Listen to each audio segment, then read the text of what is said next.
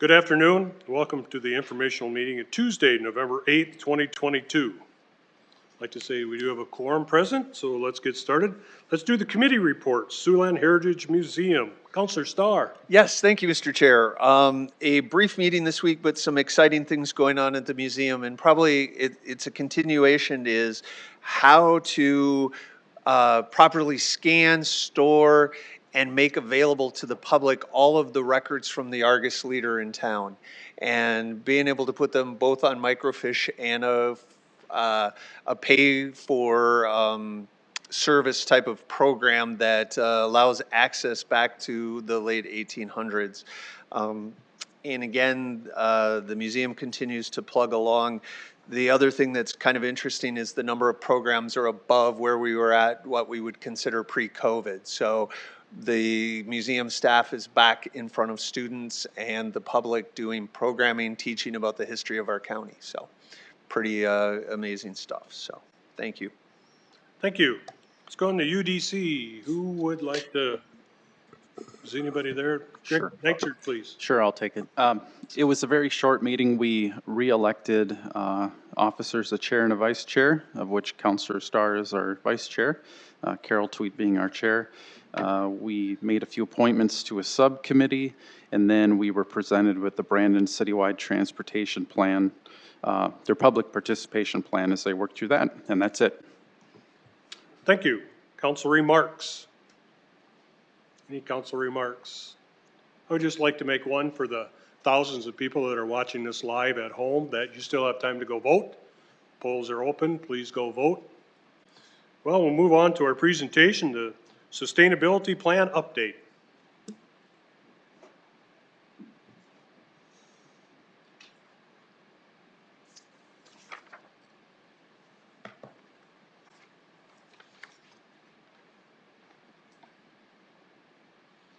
Thanks for having us. Josh Peterson, Environmental Services Manager with Public Works. Today, along with Holly Meyer in my office, we're going to be giving an update on where we're at with the sustainability plan.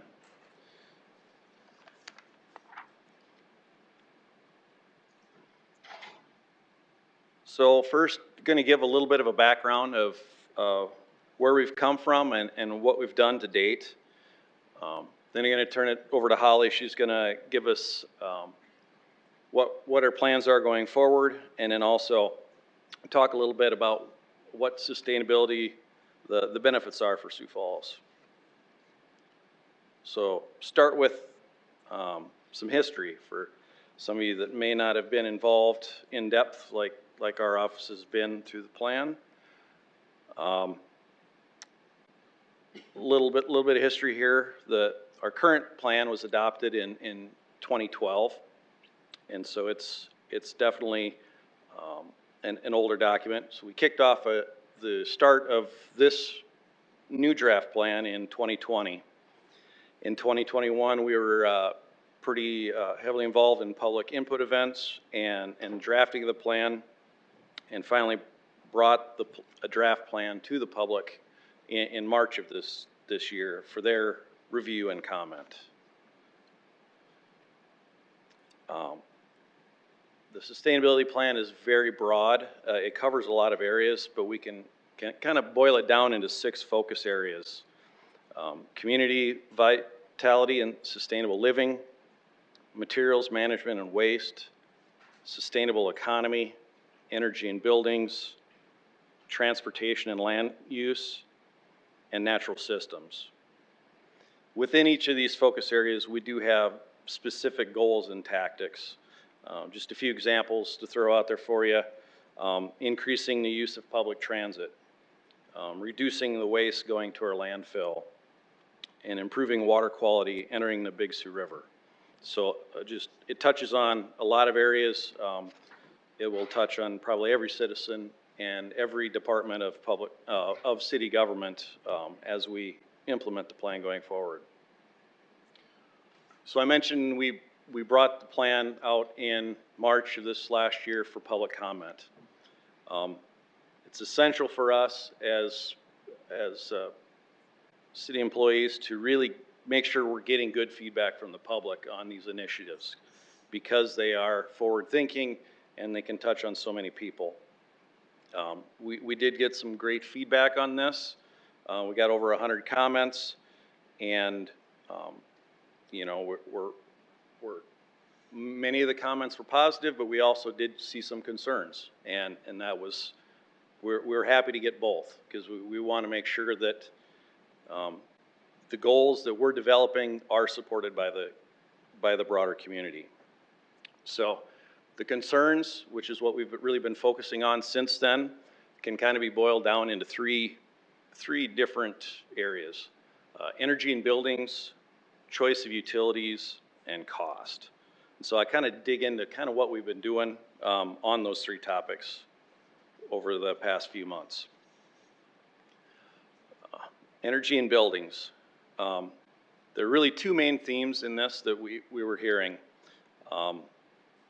Concerns that we were missing some stakeholders on our steering committee and our work groups, and that there was perception of some mandates that were going to come out that were going to affect those industries. So we've done a few things to try and address that. To start, we've met with some of those stakeholders that the comments were saying we were missing.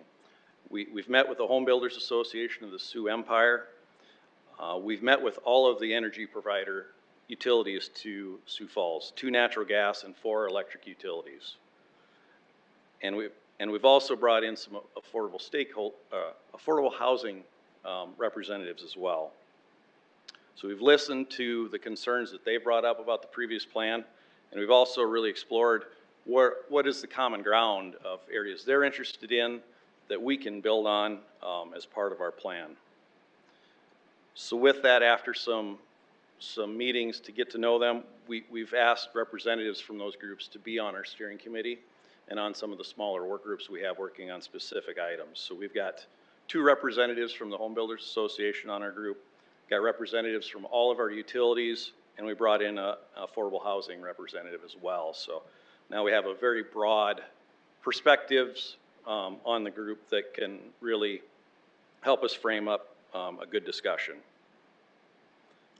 And since then, we've been really working with this broadened steering committee to fully evaluate this section of the plan of energy and buildings and rewrite it as needed to make sure we've got that broad input and broad support as we move forward.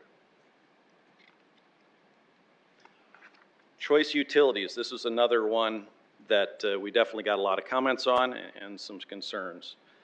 There was a perceived goal of eliminating natural gas that many people read into the plan. That was never an intention of the plan, but we definitely can see how people could perceive that the way some of the text was written. And so we just wanted to make sure we clarify that for the council and for the public. You know, natural gas is an affordable and stable energy source for Sioux Falls. We're not trying to get rid of it, and we want to make sure that that's clear. As I said before, we've invited both of our natural gas suppliers to be on our steering committee, and we've really been working with them to understand their industry and how they operate. We've learned that they both have sustainability plans as corporate entities, and we're discussing what their initiatives are and how their regional goals fit within Sioux Falls specific what we're looking to do. And so through that, we're really taking their input and working to develop initiatives that maintain affordable energy supply, a stable energy supply, and also a choice depending on the individual's needs.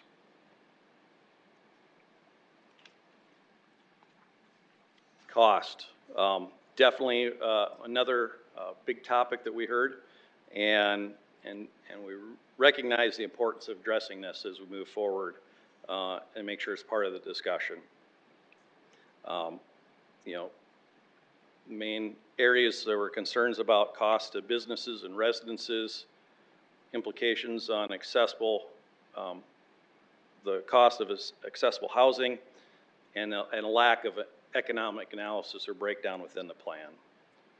So what we've done, one of the first things we're really working on is we're hiring a consultant to do an energy code analysis for us.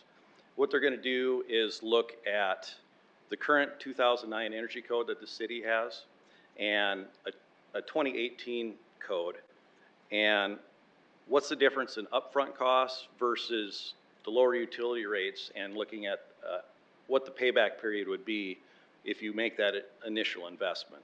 So we'll look at that in single family, multifamily, and commercial. So it'll be a snapshot in time, but we're trying to make it as accurate as possible. We're taking advantage of our Home Builders Association representatives to help us come with Sioux Falls specific costs of construction, and we're also working with our utilities to make sure we're getting accurate utility rates for Sioux Falls as well. So we're not taking a national or regional or even a statewide approach. We're really trying to focus on Sioux Falls. And the end result of that, we hope, is a good educational tool for consumers. So as somebody who's going to be building a house or buying a house, they can look at, work with their builders to decide what investments make sense to them and what are their utility rates going to be going forward. Along with that, just broader, looking at some of the other initiatives, we are looking at exploring our outside funding opportunities. There's been a lot of talk from the federal government and some opportunities with the infrastructure bill and Inflation Reduction Act, and there's some funding opportunities there that potentially we could be utilizing for some of these initiatives if that is what makes sense for us. But finally, one thing I really wanted to clarify is the sustainability plan really is, it's intended to be a roadmap and does not mandate city funding. As we look to implement the goals as part of the plan, that's the funding and the budget for those things are really going to be part of our typical capital and operating budget discussions, which are, it's a public forum where everybody gets to weigh in on what where the preference is that spending should be made. A good example of this is one of our goals in the plan is active transportation, and there was a very very good discussion in this last capital program on active transportation, and the 15th Street bicycle corridor was one of those things that got a lot of discussion and a lot of input, and there was a choice made to fund that. We really see that as being a model going forward for a lot of our initiatives where, you know, we're going to point the direction we want to go or we'd like to go, but there will really be a discussion on what the funding will be through that public process.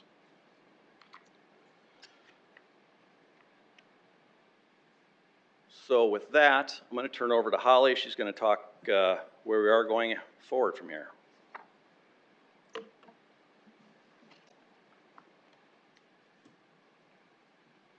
Good afternoon, City Council. Thanks for your time today. I'm Holly Meyer, and I'm the Sustainability Coordinator for the City of Sioux Falls. In addition to the work that Josh mentioned, the City and the Expanded Steering Committee are working on some other aspects, revisions to the first draft of the plan. So I want to highlight a few of those for you here. The goal here is to help the plan be more engaging and more supportable in the public. So we're utilizing some of the comments that we heard to make additional changes. So there's a new name to the plan. So the first draft was titled the Sustainability and Climate Action Plan. This next title is the Sustainable Sioux Falls Plan. This was lifted up by steering committee members as a way to capture some more energizing language and also to take account of some of the concerns we heard around that first title of the plan. We're also going to be moving forward with separating internal city government operations goals and work with community-wide goals and work.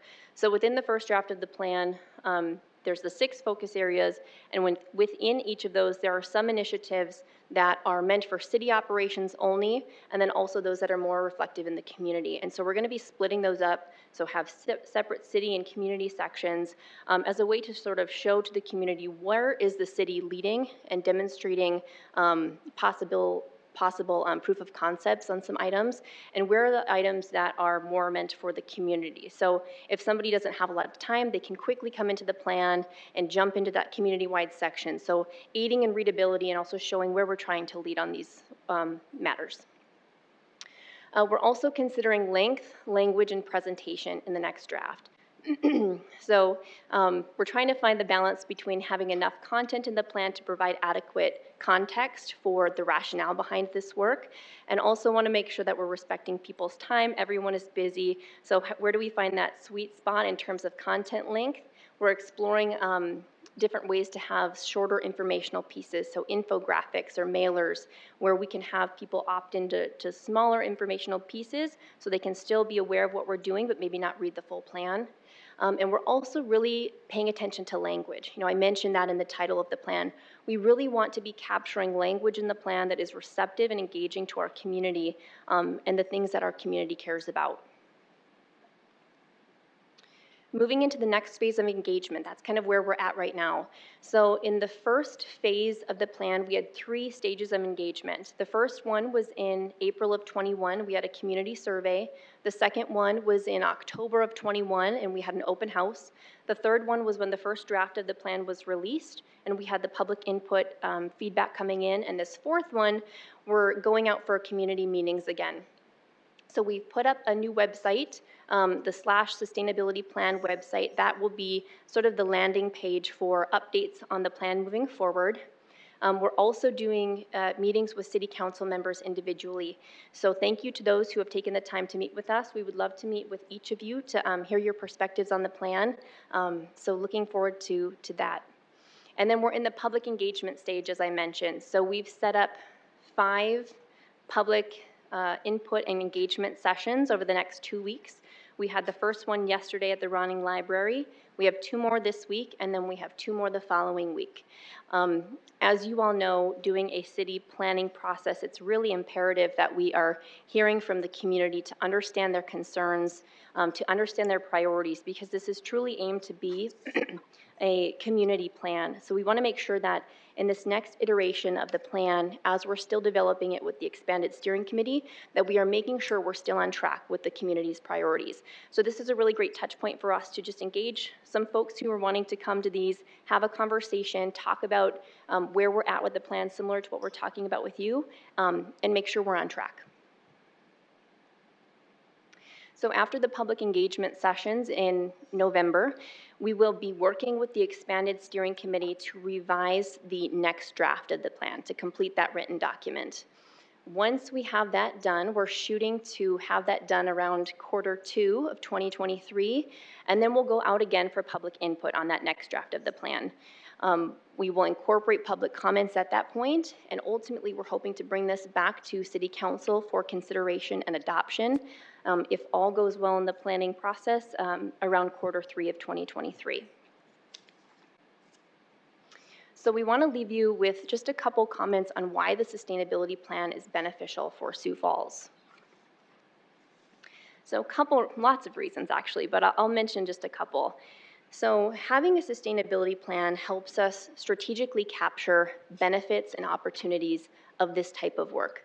Sustainability is based on the mindset that we're taking a triple bottom line approach. We're thinking about people, we're thinking about planet, and we're thinking about prosperity. And we want to be thinking about all those things in tandem. So when we're thinking about initiatives in our community and we're thinking about that mindset, there are a lot of opportunities and benefits that come to our community. So as this graphic shows, we have healthier people, we have cleaner air, we have more local food, and we know that's a growing concern in our community. We can save money as consumers because we're using less energy as we have energy efficiency in our homes. So those types of things are the things that this type of plan helps us strategically capture. And the other reason why this plan is really beneficial for Sioux Falls is because it helps us really think and be strategic about challenges and risks our community faces. So we know we're a growing community, and that's beneficial for a lot of reasons. and it brings some challenges. And so how are we thinking about those with a sustainability approach to make sure we're addressing those? So for example, with a growing population, we have more waste as a community. And so this plan is thinking about waste reduction efforts, as Josh mentioned. How are we making sure that we are diverting as much as possible from the waste stream so that we can maintain our landfill for as long as possible? As we have more people, it means more cars on the road, more transportation. And so this plan thinks about that and is addressing those challenges by trying to promote more active transportation and by trying to promote cleaner transportation options that can have cleaner air, keep our community healthy and safe. So ultimately, this plan is beneficial for a lot of reasons, and we want to make sure we're engaging with the City Council and with the community to really develop a community-supported plan that sets us up for a healthy, safe, and vibrant community for today and for future generations. Thank you for your time. That closes the presentation, but Josh and I are happy to take questions. Thank you for your presentation. Councilors, questions? Councilor Neitzer? Holly, thank you. First, could you back up about 4 slides to the one that shows the dates of your input sessions? So one more forward. Oh, yep. There you go. And I did look at the siouxfalls.org/sustainability plan as well, and the same error occurs on there. Prairie West Library is 7630 West 26th Street, not 76th Street. See where it says 76th Street? Yes, I do. Yeah, so that's also on the website, so that needs to be corrected as well. We will do that right away. Thank you. Yeah, and then, so the main thing that I wanted to share was, well, first of all, thanks for inviting me to meet. It was a very good discussion. Can I assume that most of the audience members, are they steering committee members? Yes, we do have quite a few of them here. Okay, well, thank you all for your service. It's a lengthy process and it's important, so glad to have you here. I just wanted to share that I'm just really glad that you're recalibrating. It looks like a very thoughtful approach, bringing in the stakeholders that contacted us with the most concerns, the natural gas industry, for example, and the home builders. I'm really looking forward to the next draft. I think you're on the right track, and I just want to say publicly I was pretty hard on you, and so I appreciate you taking the feedback, and I'm glad that we can go forward together. So thank you. Great, thanks. Other comments, questions? Councilor McCarris? Thank you, Mr. Chairman. One question and then a comment. Do you have examples of other communities where there's been goals that have been set, for example, reduction of emissions, but hasn't been followed up? There have been no mandates set as a result of setting goals?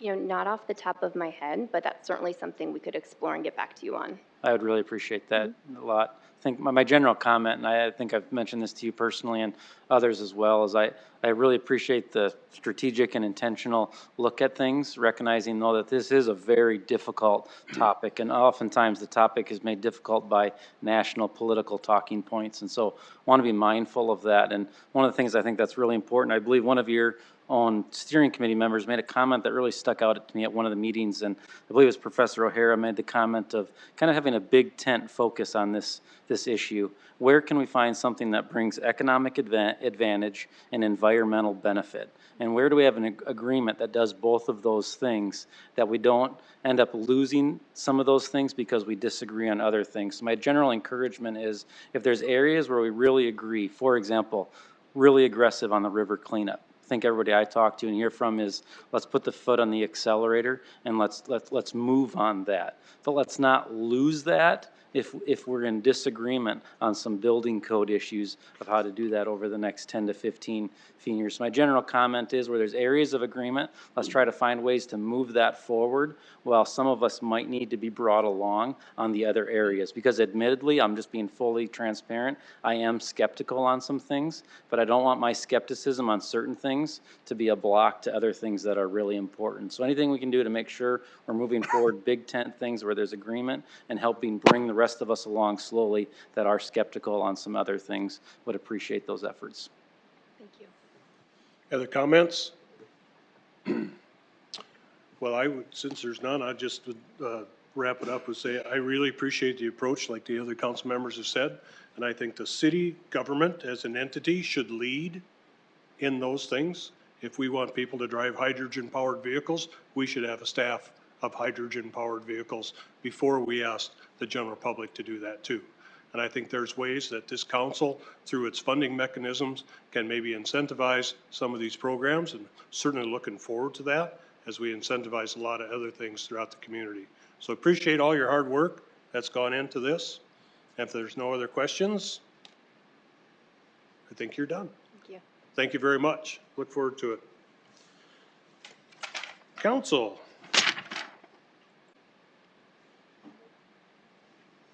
Councilor Jensen. Public input? Oh, man. Okay, is anybody here for public input? You have up to 5 minutes to talk on sustainable Sioux Falls. See, I knew that. Councilor Jensen. I'm ready now. Oh, we do have somebody jumping up. I guess I'll start with the question. My name is Jeff Smith. Could we get your name, sir? Jeff Smith, resident of Sioux Falls for about 7 years now. I had a business though in Sioux Falls for 40 plus. I'm curious if you would, Councilperson, expand on some of your areas of skepticism on the sustainability, just so that I can better understand and to the degree I can help inform. Just so you know, sir, during public input, it's not a dialogue back and forth. It is not, okay. It's not. All right, all right.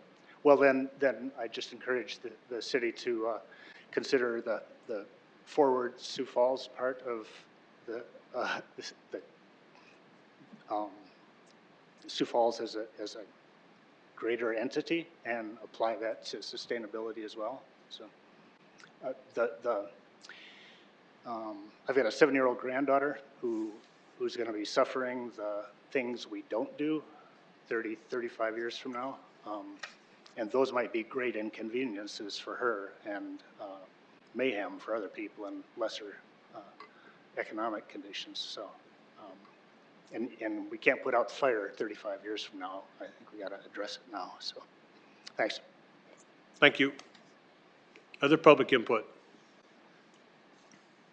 Seeing none. Councilor Jensen. Thank you, Mr. Chair. I'd make a motion to enter executive session for the purpose of consulting with legal counsel or reviewing communications from legal counsel about proposed or pending litigation or contractual matters pursuant to SDCL 12523 and discussing information pertaining to the protection of public or private property and any person on or within public or private property specific to cybersecurity plans, computer, communication network, password or user identification names pursuant to SDCL 12526D. Second, Cole. We have a motion and a second. Can we have a roll call, please? Council members Barranco? Yes. Cole? Yes. Jensen? Yes. McCurris? Yes. Nitzert? Yes. Sale? Yes. Star? Yes. That motion passed 7-0. We'll move into executive session. Thank you very much for your attendance. We ask you to clear the room.